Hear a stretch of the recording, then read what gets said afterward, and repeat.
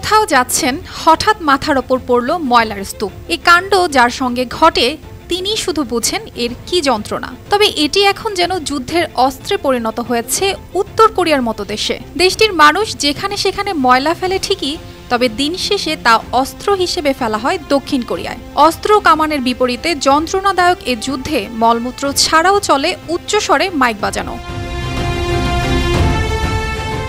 দক্ষিণ কোরিয়ার joint chiefs of স্টাফের বরাতে রয়টার্স জানিয়েছে, তাদের রাজধানী সিউলকে নোংরা ও বাসিন্দাদের বিরক্ত করতেই এমন পদক্ষেপ। তাই আবারও আবর্জনা বহনকারী আরও ৬০০ বেলুন দক্ষিণ কোরিয়ায় পাঠালো উত্তর কোরিয়া। দেশটির রাজধানী জুড়ে ১ জুন শনিবার থেকে রোববার পর্যন্ত ময়লার ব্যাগ বহনকারী এসব বেলুন পাওয়া গেছে।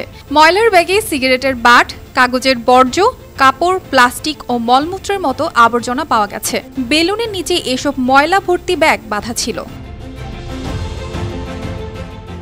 দক্ষিণ কোরিয়ার ৯ প্রদেশের ৮টিতেই উত্তর কোরিয়ার পাঠানো এসব বেলুন পাওয়া গেছে। এর আগে গত বুধবারও দক্ষিণের সীমান্ত জুড়ে ময়লা ও মলমূত্র বহনকারী শত শত বেলুন পাঠিয়েছিল উত্তর কোরিয়া।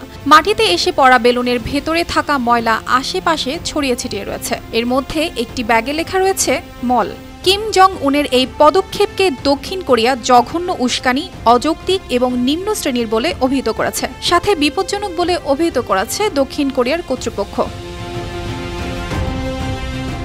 তবে এর সূত্রপাত কিন্তু উত্তর কোরিয়ার না, দক্ষিণ কোরিয়ায় মূলত এই কাণ্ডের মূল হোতা। কিছুদিন আগে উত্তর কোরিয়া হুঁশিয়ারি দিয়ে বলেছিল, তাদের সীমান্ত এলাকায় সম্প্রতি বেলুনে করে ঘন ঘন লিফলেট ও অন্য ময়লা আবর্জনা পাঠানো হচ্ছে। তারা এর বিরুদ্ধে ব্যবস্থা নেবে। সেই হুঁশিয়ারির অল্প কিছুদিন পরই দক্ষিণে এসব বেলুন পাঠালো উত্তর কোরিয়া।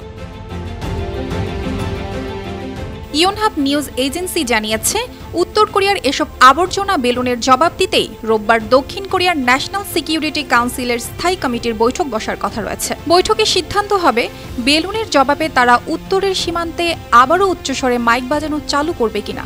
কারণ এর আগে সীমান্ত এলাকায় উচ্চস্বরে মাইক বাজিয়ে বিরক্ত করা হতো উত্তর কোরিয়াকে। তবে এই দুই দেশের বেলুন যুদ্ধ নতুন নয়। ১৯৫০-এর দশকে কোরিয়া যুদ্ধের পর থেকেই দুই কোরিয়া পাল্টাপাল্টি প্রোপাগান্ডামূলক কর্মসূচির অংশ হিসেবে একে অপরকে বেলুন পাঠিয়ে আসছে। অর্পিতা জাহান, RTV।